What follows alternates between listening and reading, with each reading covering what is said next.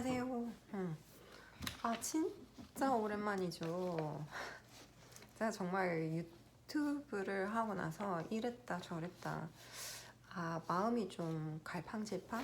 완전 갈대라 잘 흔들리기도 하고, 뭔가 하나를 꾸준하게 하는 게 쉽지가 않아서, 한동안 이렇게 뭐 영상이나 이런 거는 정말 생각도 안 하고 그랬었거든요.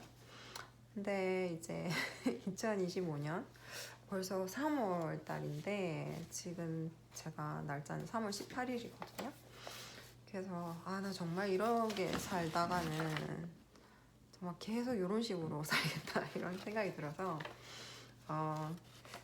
이제 뭐 새해라서 뭐 마음 먹고 이런 것보다는 그냥 뭔가 하나를 꾸준히 해봐야 되겠다 뭐 이런 뭐 이게 잘 되든 안 되든. 근데 이게 일상이 너무 막 이제 보통의 저희 나이 대 이제 제가 40대 중반인데 이제 좀 일상이 이제 좀 단조롭잖아요. 그래서 저는 저희 부부는 아이도 없고 이렇다 보니까 좀 일상이 단조로울 때가 많아서 나 이러다가 정말 어떤 날 너무 심심하기도 하고. 그래서 예전에 영상을 만드는 걸 좋아했기 때문에 이걸 다시 해봐야 되겠다 생각을 들더라고요. 그래서 이렇게 좀 이런 거 뭐 이거 박혀 있는 뭐 삼각대도 다시 꺼내고 이래서 좀 생활에 활력을 불어넣고자 다시 시작하려고 합니다. 뭐 한 20, 이제 뭐 시작했다 안 했다 한 5번 했나?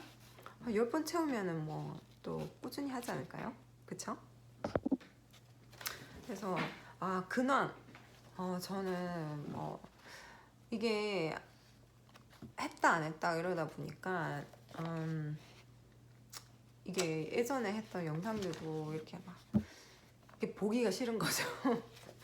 그래서 채널에 있던 영상들도 다 없애버리고 그 다음에 쇼츠도 만들 때가 있었는데 이게 참 꾸준히 하는 게 쉽지 않더라고요. 그래서 그래도 내가 뭘 가장 꾸준히 할 수 있을까 생각해 보니까 그래도 앉아서 말하고 이런 거는 좋아하니까 그냥 그런 거 그냥 내가 꾸준히 할 수 있는 걸 해야 되겠다. 뭔가를 막 해서 하는 거는 좀 시간과 에너지가 많이 들어가서 저는 이제 또 다른 직장 정기 정규 직업도 있으니까 그러면 내가 그냥 할 수 있는 걸 하겠다 이렇게 생각해서 영상을 다시 올립니다. 그리고 오늘은 뭘 얘기를 해볼까. 이제 뭐 생각하고 뭐 하는 것도 좋지만 저는 조금 완전 성향이 P거든요. 완전 즉흥적인 스타일이라 오늘 이제 좀 생각나는 것들이 있어서 이제 얘기를 해보려고 해요. 그래서 오늘 이제 신날이었는데 제가 아침부터 병원을 갈 일이 있었어요. 그래서 미국에서 40세 이상부터 되면 이렇게 가슴 유방 조영술을 매년 하게 돼 있어요. 이제 한국에도 뭐 몇 세 이상 되면 뭐 그 건강검진에 어떤 항목들이 포함되고 이런 게 있잖아요.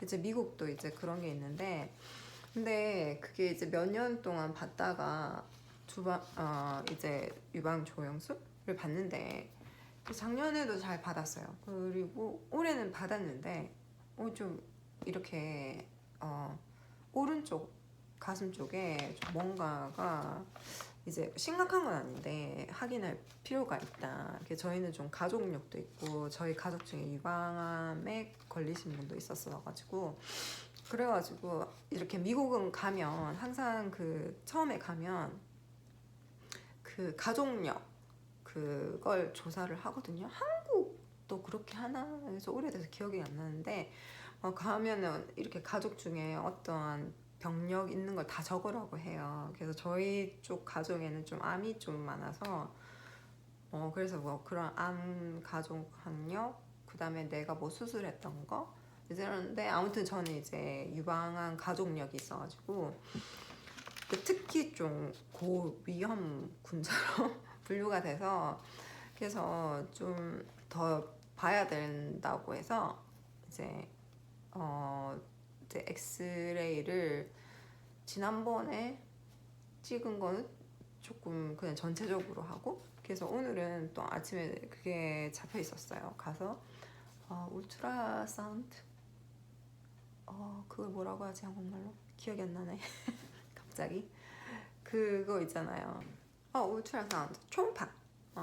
그래서 이렇게 저 가기 전에 이렇게 조사를 해보니까 이렇게 조영술로 이제 처음에서 이렇게 잘 못 잡아낸 건 좀 확인이 필요할 때는 이제 초음파랑 이제 조영술이랑 같이 해서 이제 보기도 하고, 또 거기서 다 안 될 때는 MRI까지 해야 된다고 하더라고요. 그래서 저는 오늘 MRI는 안 하고 그래서 조영술이랑 초음파랑 이렇게 같이 하고 왔는데, 근데 뭐 하고 나서 괜찮다고 그러더라고요. 근데 한국 분들은, 아시아 분들인지 한국 분들 모르겠어요, 이렇게 치밀 유방이 많아가지고 이렇게 가슴에 정확히는 잘 모르겠는데 아무튼 그 조직이 댄스라고 해서 뭐 치밀 해서 아무튼 그래서 저는 특히 한쪽에 이제 오른쪽에 어느 부분이 더 그랬나 봐요. 그래서 그게 조직이 그런 거지 아무런 이상은 없다고 이제 이렇게 결과를 받았는데, 아무튼 그게 중요한 게 아니라 그래서 이게 제가 요즘에 생각한 건데, 나 미국에 벌써 제가 2010년에 왔는데 이제 25년이잖아요. 지금 2025년인데 그럼 15년이 됐잖아요 벌써. 근데 요즘 느낀 거는 나 미국에 살면서 이런 점이 변한 게 있네, 이런 생각이 드는 거예요. 왜 그런가 했더니 이제 오늘 이제 가면 이제 지난번에 이제 조영술 받았을 때 그 간호사분이 있어서, 간호사? 이제 방사선에서 하시는 선생님이 계셨는데 그 선생님 똑같은 선생님이 오늘도 저를 처음에 방사선 그 조영술을 하시는 거예요. 근데 제가 그때 너무 막 재밌게보다는 막 서로 근황도 가서 물어보고 이제 뭐 이러는 거예요. 그게 예전에 한국에 살 때는 이런 곳에 가면 제가 완전 성향이 좀 아이거든요. 아이인데 이렇게 좀 낯을 가리는 편인데, 미국에 오고 나서는 이렇게 어느 정도 많이 살고 나니까 이게 처음 보는 이렇게 간호사분들이나 이런 낯선 사람들의 이야기를 잘 붙이는 거죠. 그게 너무 좀 신기한데, 근데 제가 한국의 어떤 쇼에서 그 미국 분이 얘기하신 것 중에 한국에 살면서 미국에 이런 것들이 제일 좀 그리운 게 뭐냐 이렇게 하니까 그 사람이 하는 말이 이렇게 뭐 어디에 들어갈 때 문을 열거나 해놓으면 이렇게 사람들 여기서는 좀 잡아주거든요. 그리고 이렇게 먼저 들어가면 뭐 문을 잡아준다든지 뭐 그런 거, 그게 좀 여기는 미국 사람들 좀 몸에 배어 있어서 아마 그런 게 좀 낯선 거, 그런 게 뭐 그립다고 했던 거 같고, 한 가지는 또 한 가지 사람들이 이렇게 모르는 사람들 얘기를 하는 그런 게 그립다고 하는 거예요. 그래가지고 저도 여기서 살다 보니까 여기 사는 진짜 사람들이 정말 그 진짜 일면식도 없는 그런 정말 처음 본 자리에서 이렇게 얘기를 막 하는 미국인들을 자주 볼 수가 있었거든요. 그 중에 제일 그런 분이 저희 시아버님이 그러시기도 하고, 그런데 어느 순간부터 특히 작년 올해 제가 느낀 건데, 제가 어디를 막 병원을 가거나 이러면 간호사 선생님한테도 막 얘기를 잘하고, 제가 손가락이 부러져가지고 물리치료도 좀 받으라는데 물리치료 선생님이랑도 막 계속 떠들고 얘기하고, 오늘도 갔는데 지난번에 같이 제 조영술 해준 간호사님 똑같은 선생님이라서 그러는데 저를 기억하는 거예요. 오늘도 내가 네 조영술 하게 됐다면서 이러는 거예요. 그래서 생각해보니 그 선생님이에요. 그러니까 제 생각에는 제가 막 떠들고 이래서 미국 사람도 다 그런 건 아닌데, 그래서 좀 저를 기억하시는 것 같더라고요. 물론 좀 아시아인이고 그래서 그런 건 들 수 있는데, 그래서 선생님이랑 이렇게 반갑게 인사도 하고 조영술 마치고 뭐 하루 잘 보내라 하고 이제 초음파를 기다리고 있었어요. 이제 대기하는 이제 다음 이제 초음파를 기다리고 있었는데 좀 연세가 있으신 아주머니가 있으신 거예요. 근데 제가 그 방에 들어가면서 이렇게 안녕하세요라고 하면서 하이 이러면서 인사를 했었거든요. 그리고 앉아 있다가 저 말을 붙이고 싶은데 좀 어색하긴 한 거예요. 그래서 어색하기는 하다가 그래도 뭔가 이렇게 좀 이렇게 사람들이 좀 인상을 보면은 아, 저 사람 좀 말을 붙여야 되겠다 이런 생각이 든 사람이 있는가 하면 아닌 건데 근데 좀 그 중간이에요. 근데 마침 그 대기실 안에 이렇게 그림이 걸려 있었는데 꽃이랑 이제 허밍버드라고 있거든요. 허밍버드라고 하는 그 새 종류인데 한국말로 무슨 새라고 하는지 모르겠는데 아무튼 그 새 그림이 있어서 제가 그 그림이 너무 좋아서 이렇게 사진을 딱 찍었어요. 그랬더니 아줌마가 그 새를 좋아하냐고 먼저 말을 거시더라고요. 그렇게 시작해서 이제 새 이야기도 하고 이제 어디 사는지 얘기도 하고 뭐 오늘 뭐 하루 초음파 하러 오셨냐 얘기도 하면서 계속 얘기를 한 거예요. 그러면서 이런저런 얘기하고 또 다음에 그분이 초음파로 가서 다른 분이 왔는데 또 다른 분이랑 또 초음파로 가셨냐 아니면 뭐 유방 조영술 하러 오셨냐 이러면서 제가 얘기를 하고 있는 거예요. 그래서 생각이 든 거는 이게 참 이런 다른 문화권에서 이런 것들을 보고 이렇게 학습이 돼서 그런가? 이래서 완전 저는 성향이 아닌데 지금도 좀 낯을 가리는 편이긴 한데 어떤 면에서는 또 이런 것들은 정말 아이라면 잘 못하는 걸 수도 있나? 그래서 여기에 살다 보니까 이런 문화들이 나를 좀 바꿨나 이런 생각이 들더라고요. 그래서 지금은 어디 가도 얘기를 잘하고 오히려 저희 남편이 미국 사람인데 저희 남편보다 제가 더 좀 그러는 거예요.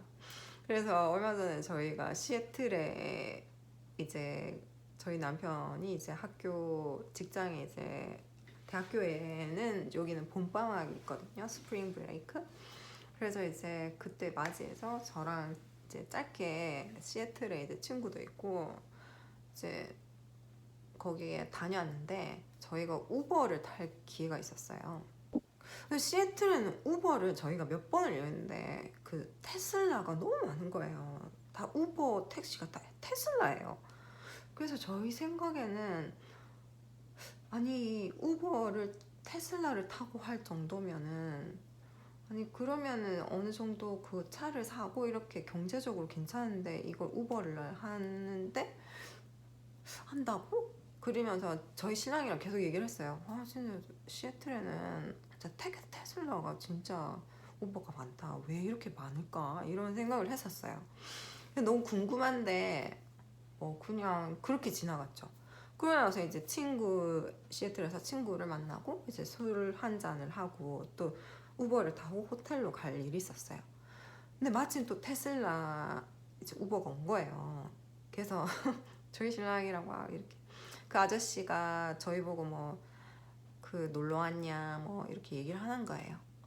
그러면서 어떤 사람들이 이제 거기서 대화가 끝났는데 제가 아저씨 보고 아저씨는 오늘 하루가 어땠어요? 그래서 우버는 어떻게 하세요? 뭐 이렇게 이런저런 얘기를 했어요. 그러다 보니까 저희 남편은 오히려 좀 그런 거에 좀 낯을 더 가리거든요. 저희 남편도 아이인데. 그래가지고 제가 궁금해서 테슬라가 진짜 많더라고.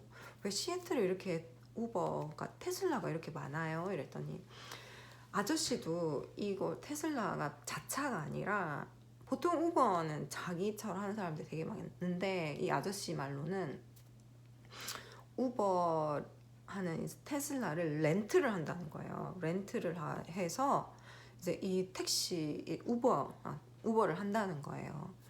근데 보니까 시애틀에는 우버를 타니까 진짜 이렇게 예를 들면 여기서 일리노이에서는 우버가 이렇게 부르면 어느 때에 따라 다르지만 그래도 좀 몇 분 기다려야 되거든요. 뭐 5분에서는 10분, 짧게는 10분 아니면 더 길게 기다려야 될 때도 있는데 시애틀에서는 이렇게 저희가 다운타운 쪽에 있었거든요. 우버를 부르자마자 다 1분 안에 있는 거예요. 막 읽고 나서 이것도 너무 신기한 거예요. 왜 이렇게 빠르지? 빨리 오지? 이러는데 저희가 그 밤에 제가 막 계속 아저씨랑 얘기하면서 그게 궁금증이 다 풀린 거예요.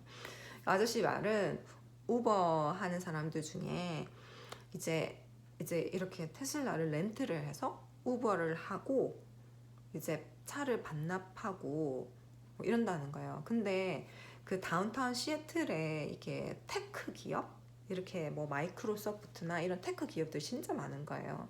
그래서 그런 사람들이 출장 오고 막 왔다 갔다 이렇게 하는데 그런 사람들이 워낙 많으니까 그래서 그 우버로 생계를 하는 게 진짜 가능하고 그래서 우버를 하는 사람이 되게 많다는 거예요. 그러니까 뭐 그 아저씨 같은 경우도 원래 콜롬비아에 사시는데 그 거기 시애틀에 와서 이렇게 우버를 하고 또 숙소는 에어비앤비를 이렇게 빌려셔가지고 이렇게 돈을 버시고 우버를 해서 또 콜롬비아 갔다가 또 오시고 이런다는 거예요. 그래서 시애틀이 우버로 돈 벌기가 괜찮대요. 그래서 그 시애틀에서 우버를 하시다가 플로리다로 가셨나? 근데 제 돈이 너무 안 돼가지고 다시 시애틀로 오셨다는 거예요. 그래서 차는 왜 렌트로 해서 이러니까 일단 기름값, 가스값이 여기보다 너무 비싼 거예요. 사실 시카고 안에서도 꽤 4달러 넘어가는데 거기는 저희 시애틀은 보니까 한 5달러 가까이 되는 거예요. 갤런당. 그러다 보니까 이제 이런 차가 이제 뭐 가스랑 그다음에 유지비 뭐 고장나면 이런 거 메인텐스 그 관리하고 이런 거 비용을 뭐 다 생각하면 차라리 렌트를 이제 뭐 일주일에 그분은 400불 낸다고 하셨나? 테슬라? 그래서 그거를 차라리 하는 게 이제 뭐 차 걱정 안 해도 되고 차 이제 뭐 관리, 보수, 유지 이런 걸 걱정 안 해도 되니까 오히려 그게 낫다고 하시는 거예요.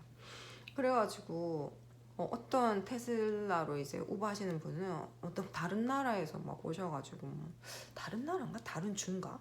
아무튼 거기서 이렇게 한다는 거예요. 그래서 아저씨한테 다 물어보고 제가 그것도 미국 그 우버 하는 아저씨한테 그래서 이런저런 거 다 물어보고 그러면서 저희 남편이 내리면서 저가 너무 신기한 거죠. 본인이 더 미국 사람인데 제가 그러고 있으니까 저보고 막 택시 우버 아저씨 친구 사귀었지 않느냐면서 저보고 막 이렇게 놀리더라고요. 생각해보니까 이런 다른 문화권에 살아서 이런 것들이 좀 변하는 것도 있겠구나 이런 싶어서 요즘에 저는 그런 모습이 좀 신기하기도 하고 좀 그렇더라고요. 사실 좀 막 사람을 좋아하긴 했는데 막 한국에 있을 때 막 낯선 사람한테 막 말 걸고 그러진 잘 않았었거든요. 근데 이게 미국에 살면서부터 이런 걸 많이 봐서 그런지 모르겠지만 좀 그런 모습들이 있어서 좀 아인데 이 같은 조금 모습들이 보이기도 하고 그래서 조금 바뀌는 것 같더라고요. 왜 사람들이 그러잖아요. 이런 성향이 특히 MBTI 같은 경우는 환경에 따라 조금씩 바뀌기도 하는데 아마 그런 성향이 저는 조금 바뀐 것 같더라고요. 그래서 그게 좀 그랬네요. 그래서 미국에 살면 여러 가지들이 조금 변하는 모습들도 있고 그런데 이거는 저는 좀 저한테는 좀 나쁘진 않은 것 같아요. 저 예전부터 좀 낯을 많이 가리는 타입이었는데 그래도 좀 지금은 좀 덜하기도 하고 오히려 이렇게 뭐라고 해야 되지? 이렇게 처음 만나고 낯선 사람이지만 좀 그런 걸 알아간다는 거. 그래서 그 시애틀에서도 그 우버 아저씨랑 얘기 안 했으면 계속 궁금했을 거잖아요. 시애틀에는 왜 테슬라 우버가 그렇게 많은지. 그래서 이제 생각해 보니까 아저씨 말 들어보니까 너무 이해가 되는 거죠. 기름값 안 드니까 우버 테슬라는 이제 그냥 다 전기로 하니까. 그래서 렌트비만 주면 사실 이런 유지 보수 비용도 안 내고 그냥 우버 그리고 거기 안에는 워낙 우버 타는 사람이 많은 거예요. 시애틀은 집값도 비싸고, 그러니까 차를 사용하는 사람도 없고 대중교통 많이 이용하고 우버 사용하고, 이제 테크하는 사람들이니까 또 연봉도 많이 높을 거잖아요. 그래서 시애틀에 조금 신기했던 것 같아요. 아침에 출근 버스도 있고 한국처럼. 그게 좀 시애틀에 좀 특이했던 점. 그래서 다음에는 시애틀 여행의 에피소드도 풀어보겠습니다.